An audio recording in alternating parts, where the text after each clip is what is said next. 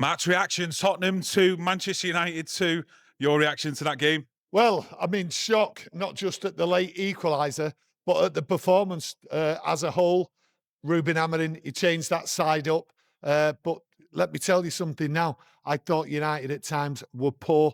I was expecting Tottenham in that second half to do what they did. They did exactly the same as Forest. They had two excellent chances in that first 5 minutes of that second half, just like Forest did. I seen no change. What did you make from minute one, though, from Manchester United? I thought it was too slow, absolutely too slow. I didn't know what United were aiming to do.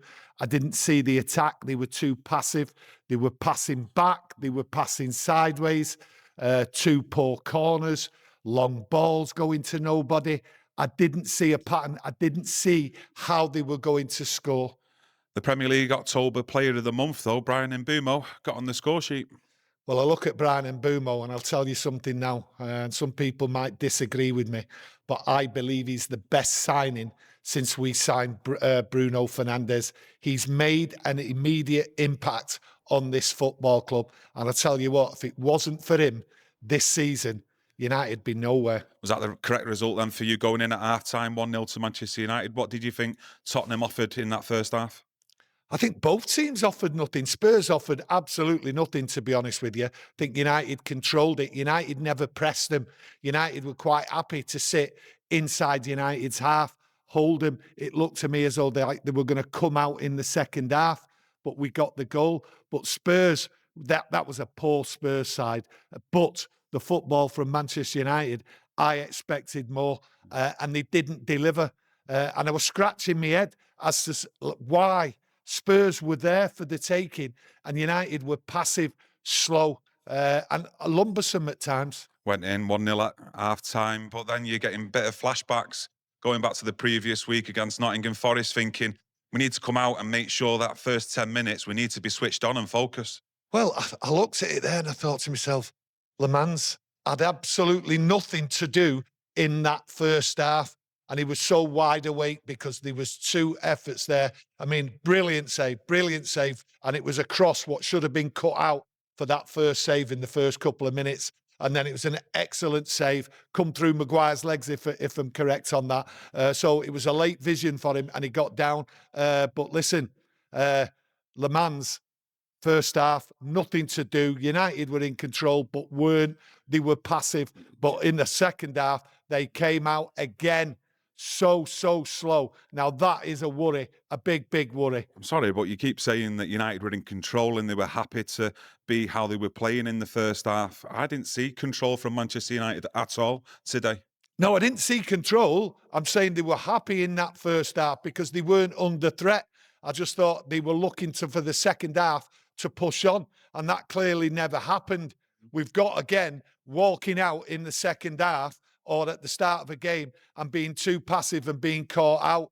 That was a poor Spurs side, and United really should have took them to the sword, and there was an opportunity there. And to be honest, when you look at it right through the game, the change in the players at the start of the game, to me, that was wrong. The substitutes, that was wrong. Ruben Amorim, I think, sort of took United, right, and sort of said, just go out there, here's what I want you to do. And if you look at the second half, they came out as if to say, let's hold on at 1-0. Let's not commit ourselves.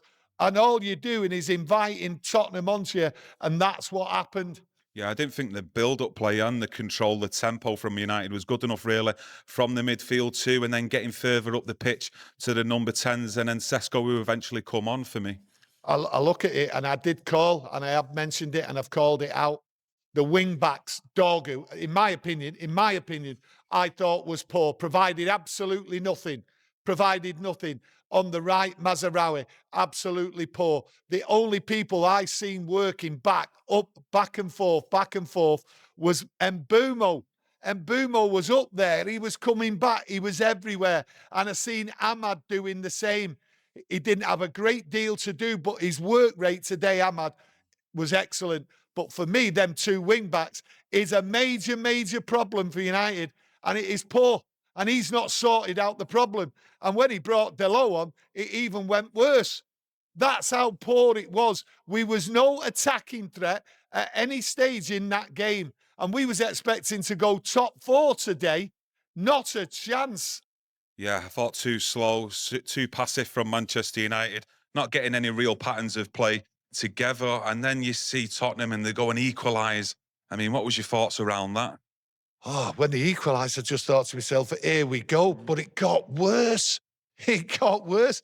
We went down to 10 men when we should have had the ball in the net. Sesko, that opportunity there, he didn't have to touch it. He didn't have to dwell on it. First time, hit it, open goal, brilliant ball to him. And he failed and he injured himself in the process. And we should have been 2-1 up. But for me, I think United should have won the game there and then, and that would have killed Spurs. But the opportunity come, and I've praised Sesko, and when it comes, you have to take it. And he failed, and I think he was absolutely devastated, not just at injuring himself, but absolutely not taking that chance. That chance. He will have sleepless nights on that.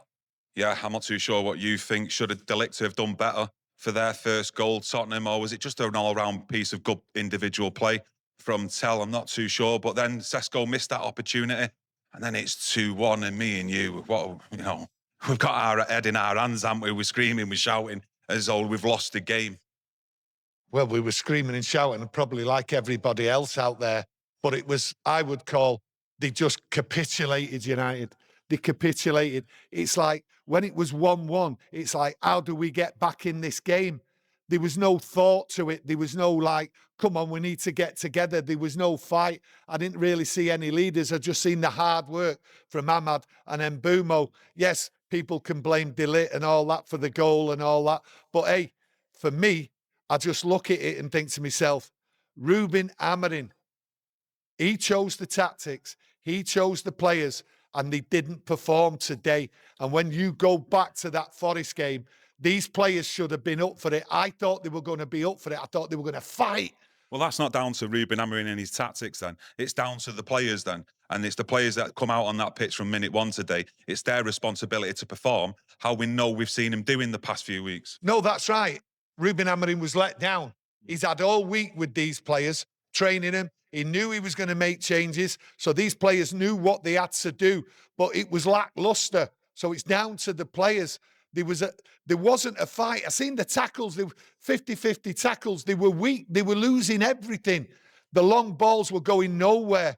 So when I look, we had no centre forward. When Sesko come on, he was only on for a few minutes, but we didn't have any out ball. And I just thought United were content. It was the wrong way they were going about it. The players were too slow. They should have moved it faster, and I'm sure Ruben Amorim told them that. But for me, overall, that game, I look forward to this game. I believe we was going to win 3-0. So I'm going back to it. I seem to be deluded in what this team is capable of week in, week out. We're getting moments, and there was only moments in that game again, which is a poor sign going forward. Yeah, but we all know, and we've discussed it with a lot of yous out there in the community, this is a work in progress. We haven't got a fully fit 11 players that we can rely on with quality to control games and grab us goals week in, week out. You will see that inconsistency from one game to the other. Not against the poor Spurs side. They were there for the taking. That Spurs side, right, what did they do in that first half? Tell me what they did. I didn't see anything. I just did not see anything. Harry Maguire was in control. Delit was in control. There was no pressure. There was no nothing. There was no worry for Manchester United in that first half. That was a poor Spurs side, okay? A work in progress. Listen, you don't need a work in progress. You didn't need a week's training to play that team. They were there for the taking. And United, them players, failed to do it. They were too slow throughout the game. The thinking, the way they were looking at each other, they weren't on sync. They just didn't know what to do when they went forward because the attack was not there. I mean, going then 2-1 down, and when Delit pops up with that header to make it 2-2, I've got to be honest, I was celebrating as though that was a winner. Oh, no, we got away with it. Absolutely got away with it. Listen, I'm over the moon rescuing a point because that is exactly what it is. It was a point rescued. 3 points lost when we was 1-0 up because we didn't push on. So Tottenham were always going to come at us. And to rescue a point with 10 men, and people might Don't forget, it was only 10 men, and we did well. And it looks as though we wanted a winner as well from that. That's the madness of Manchester United. We looked a better side with 10 men. And you've got to look at it from last season. You know, if that had been at 2-1, I don't think United get back into that game to salvage a draw, do you? Listen, it's a mirror image of the week before. 1-0 up at half-time at Forest, 2-1 down, and we got a point and rescued it at the end at Forest, and we did the same today. So that tells you there is a big problem, okay? And the problem is they're too passive. In the last 2 games, United have been too passive, and that is not going to get you anywhere. It's certainly not going to get you European football. I've said that, and it's clear to me now. I ain't deluded. Those people what think we're going to get top 4, they're the ones, in my opinion, are deluded. This team will change over Christmas and New Year, and then we might have to start worrying, but we have to pick them points up. We have to pick the points up when we come back against Everton, and then make sure that we're in a decent position, because I worry, and I've said it, carnage and chaos will come, and there was carnage and chaos on that pitch. Yeah, losing Mbeumo, Ahmad and Mazraoui over Christmas and New Year to the AFCON. I do understand what you're trying to say there. But at the end of the day, the last 2 away games, we've not been beat. You know, we've come away with a point in each of those games. Back to Old Trafford after the international break where we've got 4 straight wins. So for me, you know, you look back to the October international break just before there, things are a lot better. We've seen improvement since then a month later. We've seen improvement on last year. We've seen improvement on last year. I wouldn't say anybody is happy picking up 2 points in these 2 away games. The opportunity there was to pick up 2 away wins, and we failed in that. Satisfied then? No, I'm relieved. Again, I said after Forest, I was relieved. I'm relieved there because I thought the whole 90 minutes of United, they didn't put, they didn't put 10 minutes good football together at any stage in that game.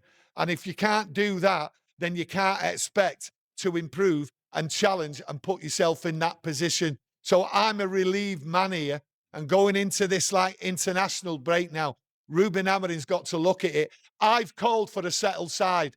I've called for a back 3, week in, week out, to stay the same.